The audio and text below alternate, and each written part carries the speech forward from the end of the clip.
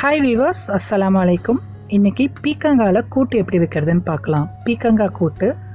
So அதுக்கு தேவையானது பீக்கங்காய். 2 பீக்கங்காய் எடுத்துருக்கு. அதை வந்து நல்லா தோலை உரிச்சிட்டு கழுவிட்டு இந்த மாதிரி சின்ன சின்னதாக கட் பண்ணி வச்சுக்கலாம்.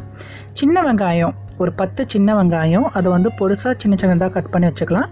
சின்ன வெங்காயம் இல்லாதவங்க பெரிய வெங்காயம் ஒரு பெரிய வெங்காயம் எடுத்து அதையும் கட் பண்ணி வச்சுக்கோங்க. தக்காளி 1, பச்சை மிளகாய் 1, கருவேப்பிலை 1, சோம்புத்தூள், ஜீரகத்தூள் அரை டீஸ்பூன், ஒரு முட்டை, உப்பு தேவையான அளவு. இப்போ ஒரு பேனில் இல்லை வந்து எண்ணெய் சட்டி, இந்த நான்ஸ்டிக் தவா எது வந்து அவைலபிளோ அந்த மாதிரி ஒரு எண்ணெய் சட்டி வச்சுக்கலாம். வச்சுட்டு அதில் 3 டேபிள் ஸ்பூன் எண்ணெய் விட்டு நம்ம கட் பண்ணி வச்சுருந்த சின்ன வெங்காயத்தை அதில் போட்டுடலாம்.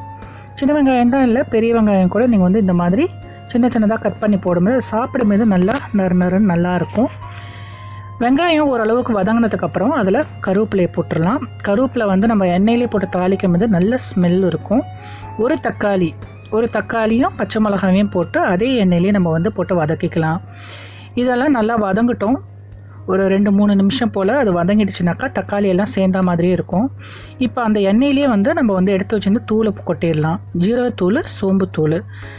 ஜீரகத்தூளும் சோம்புத்தூளும் நல்ல ஸ்மெல் கொடுக்கும். ஒரு அரை டீஸ்பூனு அதில் போட்டுக்கிறேன். இதுலேயே தேவையான அளவு உப்பு எவ்வளோ எடுத்துருக்கீங்களோ, பீக்கங்காய் ஒரு பீக்கங்காய்னா அதுக்கு தகுந்த மாதிரி உப்பு போட்டுக்கோங்க. 2 பீக்கங்காய்னா அதுக்கு தகுந்த மாதிரி உப்பு போட்டுக்கோங்க. இதில் வந்து அரை டீஸ்பூன் அளவுக்கு உப்பு போட்டுக்கிறாங்க. ஒரு முட்டை, இந்த முட்டையை நல்லா கலக்கி விட்டுடலாம் எண்ணெயிலேயே.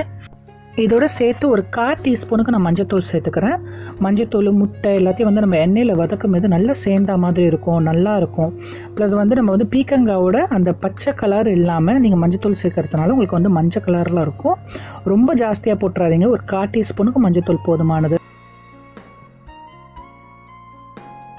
இந்த மாதிரி எண்ணெயில் நல்லா வந்து மிக்ஸ் பண்ணிங்கன்னா இந்த மாதிரி சேர்ந்த மாதிரி முட்டை வந்துடும். இப்போ இந்த பீக்கங்காவை போட்டு லைட்டாக ஒரு அரை டம்ளருக்கு, நிறையா வேணாம், ஏன்னா பீக்கங்காய் வந்து தண்ணி பொருள் தான், தண்ணி விடும்.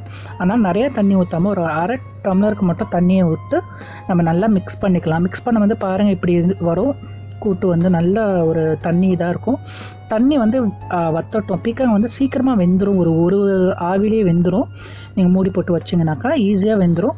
ஸோ வந்து தண்ணி லைட்டாக வத்தட்டும். வெத்தமே தான் நமக்கு பீக்கங்காய் கூட்டு ரெடி. இந்த வீடியோ பிடிச்சிருந்ததுன்னா லைக் பண்ணுங்கள், ஷேர் பண்ணுங்கள், சப்ஸ்கிரைப் பண்ணுங்கள். தேங்க்ஸ் ஃபார் வாட்சிங். தேங்க்யூ.